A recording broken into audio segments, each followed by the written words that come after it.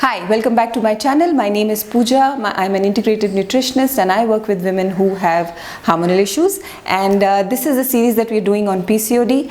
And as I had promised in my previous video, we are going to be introducing intermittent fasting in this video.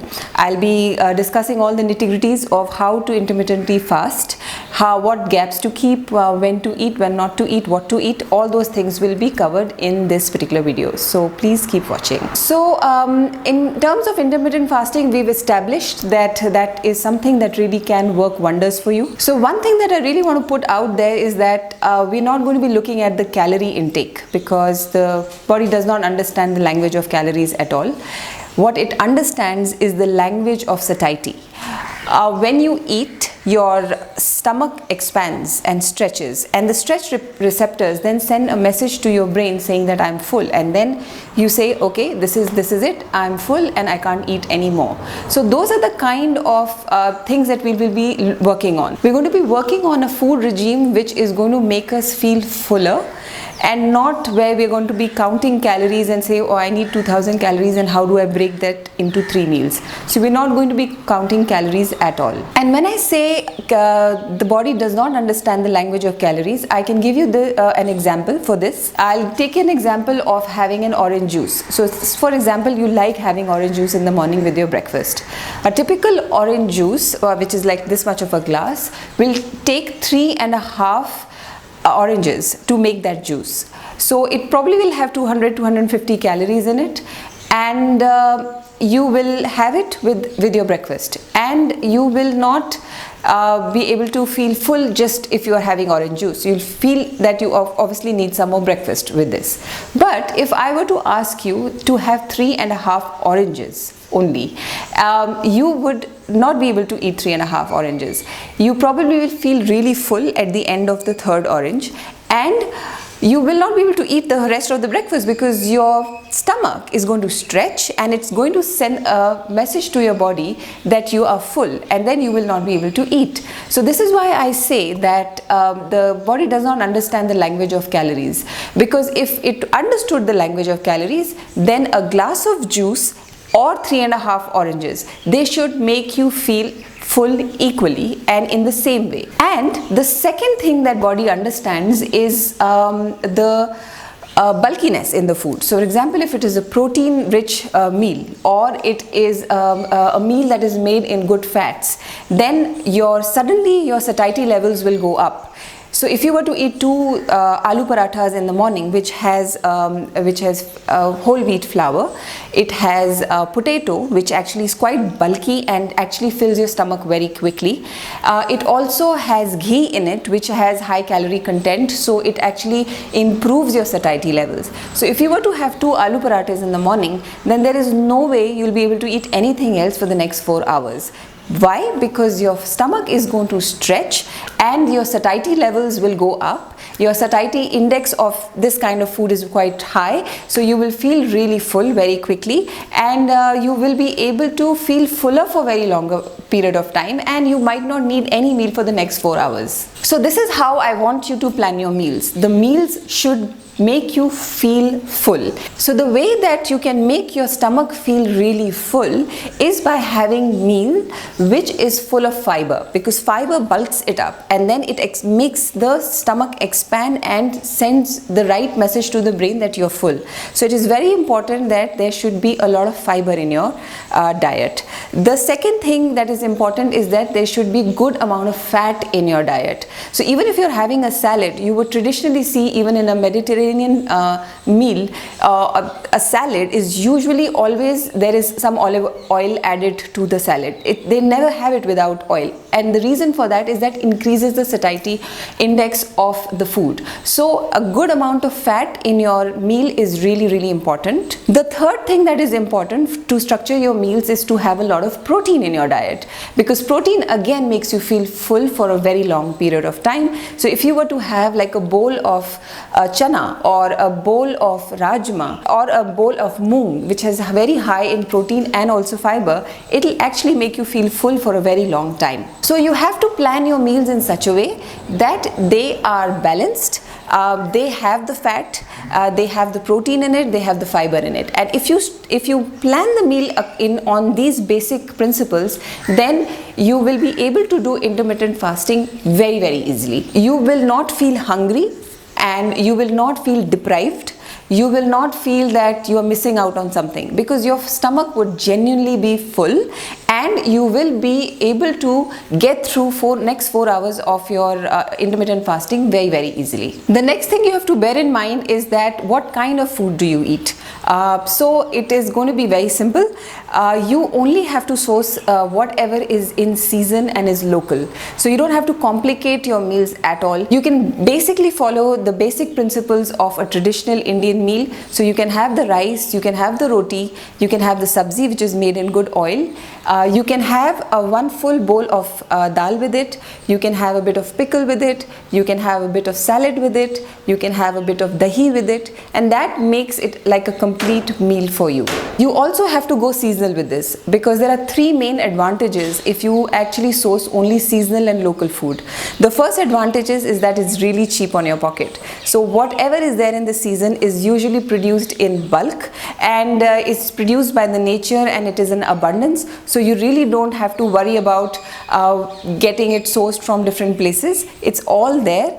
And it is very cheap because it's right there and it's getting overproduced, and the farmers really want to get rid of the produce because they can't just keep hoarding everything. So they just want to sell it in the market, and the rates go down and down and down. So if you want to really identify a seasonal vegetable, then you just go and ask your vendor which is the cheapest vegetable that you've got, and probably that would be your seasonal vegetable. The second benefit of a seasonal vegetable is that it is rich in micronutrients.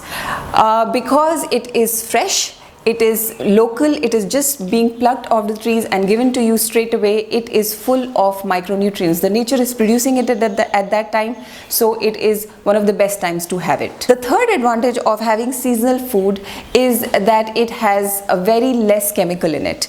So pesticides, preservatives, chemicals would not be sprayed on it that much, because it's right there. It's getting produced on its own by nature. So really there will be least amount of pesticides in it. So it will be as organic as you would want it to be. So that's the basic principle that you're going to follow. It's going to be easy on your pocket, it's going to be nutritious, and also it's going to be free of chemicals. So that's how simple you can plan your meals. The meals that you are going to be planning will come with this condition that they have to be homemade, and there should not be any takeaways or deliveries that you should be doing, because you are here to treat a disease, a PCOD problem that has been crippling you for years. So if you do want to make a plan, then at least for good 3 months I would say that give up on eating outside, eating junk, eating like a lot of refined carbs and sugar and things like that. So this will really go a long way for you.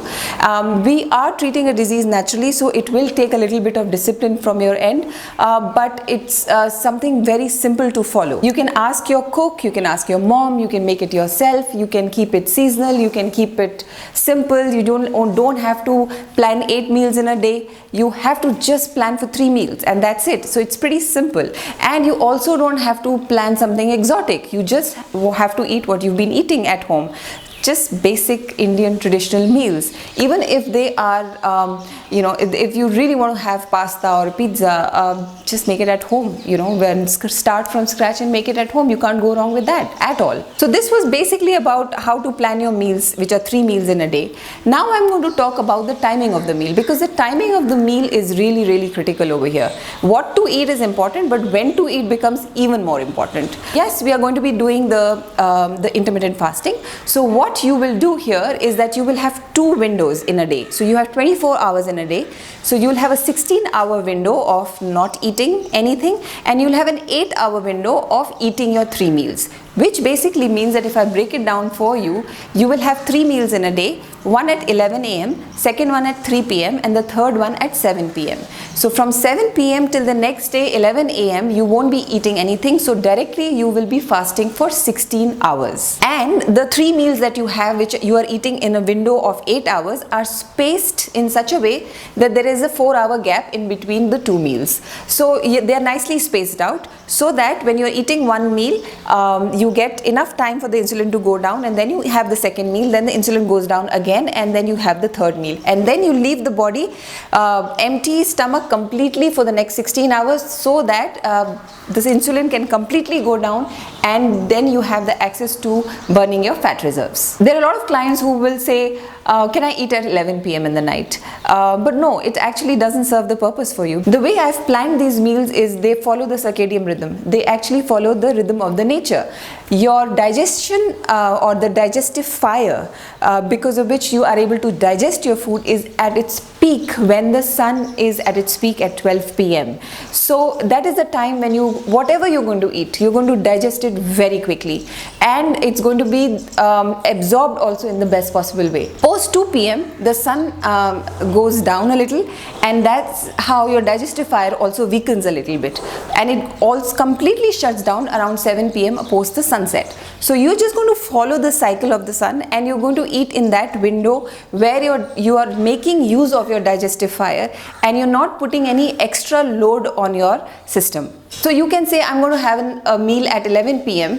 and then I'm going to fast for 16 hours. That really doesn't solve the purpose, because at 11 p.m. you are shoving down a meal in your body where digestion is not ready at all. So it's not going to absorb the nutrients for you. It's going to create a lot of problem for you. So we want to keep things simple, and we also want to follow the natural rhythm so that we get the maximum benefit from our food. I also get asked a lot of times that whether we can eat sweets in these meals. Yes, you can have a cheat meal, there is no problem.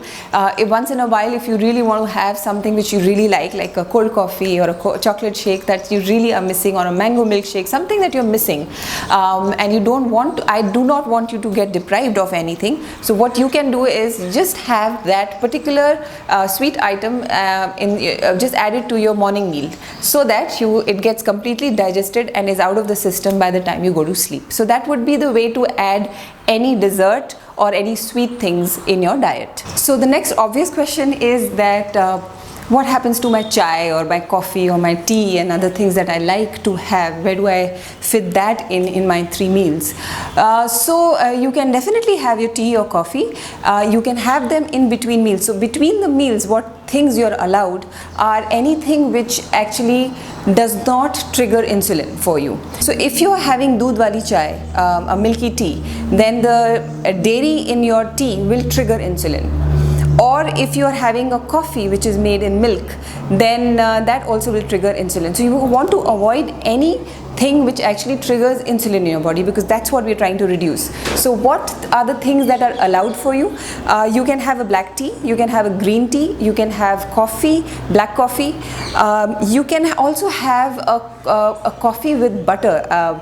These days there are a lot of people who are doing keto diet, and they do these coffees with coconut oil and coffee with butter, and because fat product actually does not trigger any insulin, then that would be a safe bet for you in between meals if you really do not want to miss out on your coffee. Other thing that you can have is nibu pani with salt. That is something which is safe for you, or else just water. So these are the things that you can have in between meals. Just have to keep in mind that anything that triggers insulin is something that we are avoiding. Now if you really want your tea with milk and you really like it, and you don't want to avoid it, then the best way to do this would be to just, when you are having your meal, let's say your 3 p.m. meal, and that is when you want to have your evening tea, then just have tea just at the time when you are finishing your meal. Just post that, and then you get up from your table, and then you get going, and then you don't eat anything for the next 4 hours. So that's how you can actually work around that. The other question I get asked is whether fruits are okay to have with the meal because they get fermented, and it's not good to have fruits with meals. But I would say just keep it simple. You cannot go wrong if you're keeping gaps in between meals. The fruit is going to take care of it with the meal. So just have your meal and have your fruit as a dessert on top of your meal, and that should be fine. It should not be too much of a problem. If you're on certain kind of medication, like for example, if you have PCOD and you're pre-diabetic as well, and you're on a certain medication, then please take your expert's advice, your doctor's advice that you are doing something like this, so that they can monitor your sugar levels continuously and then reduce the dosage of any kind of these medicines that you're having accordingly. So please take your expert's advice, definitely. So one thing you have to keep in mind is that this is going to be a shock to your system, because you've been eating every 2 hours, so body is used to it and it has become lazy and it doesn't want to access its fat reserves, so it just wants to keep asking you for quick food, quick energy releases, and that is how it's got used to it. So when you are not going to give the food that it wants for 4 hours or for 16 hours, then the body is not going to like it because it's not used to it. So it will take some time. So you might get flu-like symptoms to start with, or you might get headaches, or you might get brain fog. You might just feel like sugar crashing down and your energy literally like just dropping down, or you can also feel very lethargic and fatigued for first few days, but it will all go. Body is really intelligent. Once you give it the message that you're not going to get food in between, and these are your meal timings, and this is the only time you're going to get food, the body is going to adjust very quickly. Within 3 to 4 days, you will see a massive shift in your body chemistry. The body is going to ask for food only in those times because you've habituated the body accordingly. And also you're going to have massive burst of energy. You're going to feel extremely energetic after 3 to 4 days. You will feel like you can go 4 hours, 6 hours, 8 hours without eating with no problem at all, because the body is now quickly tapping into your fat reserves.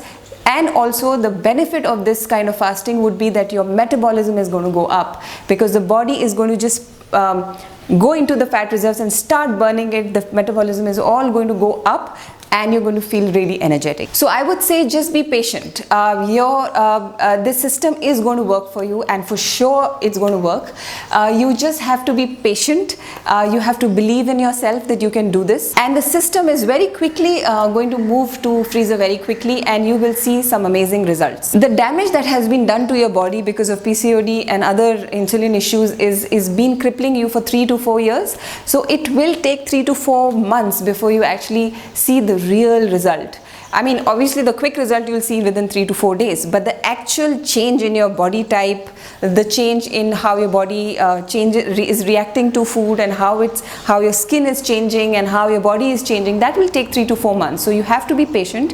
Any kind of a change like this will need some discipline from your end, but the results are for sure to come. One more question that I get asked is whether I can exercise while I'm intermittently fasting. I say yes, absolutely, no problem. Maybe for the first week, no, because the body is still adjusting to the new routine. But once you start getting the energy back and you feel like your own self, then you can completely easily exercise with no problems at all. So with this, we come to an end of this video where I've explained you about what to eat, when to eat, how to eat, and I've covered the basics of it. If you have any questions related to this, which you might have, because when you practically start doing these things, you do come up with a lot of questions, then please put them on the comment section and I'll be happy to help you.